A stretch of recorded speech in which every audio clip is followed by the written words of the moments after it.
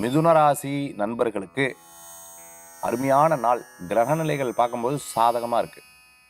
ஒரு 20% சரியில்லை, மீதி 80% சூப்பராக இருக்குது. 80% சூப்பராக இருக்கும்போது அது பெரிய விஷயம் இல்லையா? ஏதேனும் பொருட்கள் வாங்குறதுக்கு நல்லா இருக்குது.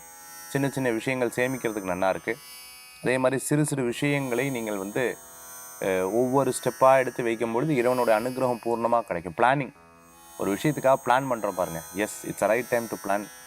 இப்படி பிளான் பண்ணி இப்படி போனால் தான் அது சரியாக இருக்குங்கிறதுல நீங்கள் ரொம்ப தெளிவாக இருப்பீங்க. பணவரவுகள் கூடி வரும். உற்றார் உறவினர் உதவி செய்வாங்க.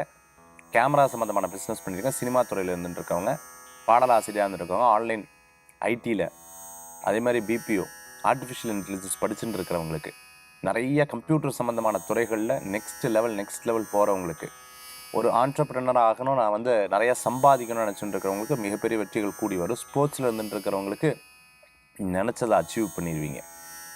சில பேர் வெளியில் மதிப்பு கொடுக்குறாங்க, வீட்டில் மதிப்பு கொடுக்கல அப்படிங்கிற ஒரு வருத்தங்கள் அப்பப்போ இருக்கும். இதெல்லாம் தாண்டி வரணும். ஸ்ட்ரெஸ்ஸில் இருக்கவே கூடாது. அது என்ன ஆகும்னு கேட்டிங்கன்னா, கிரக நிலையெல்லாம் மாற்றிடும். நெகட்டிவான பிளானெட்டில் போய் உட்காந்துரும். It influence you. ஸோ இதில் ரொம்ப கேர்ஃபுல்லாக இருக்கணும். இந்த தினத்தில் வழிபடக்கூடிய தெய்வம் நரசிம்மர் வழிபாடு வெற்றி வழிபாடு.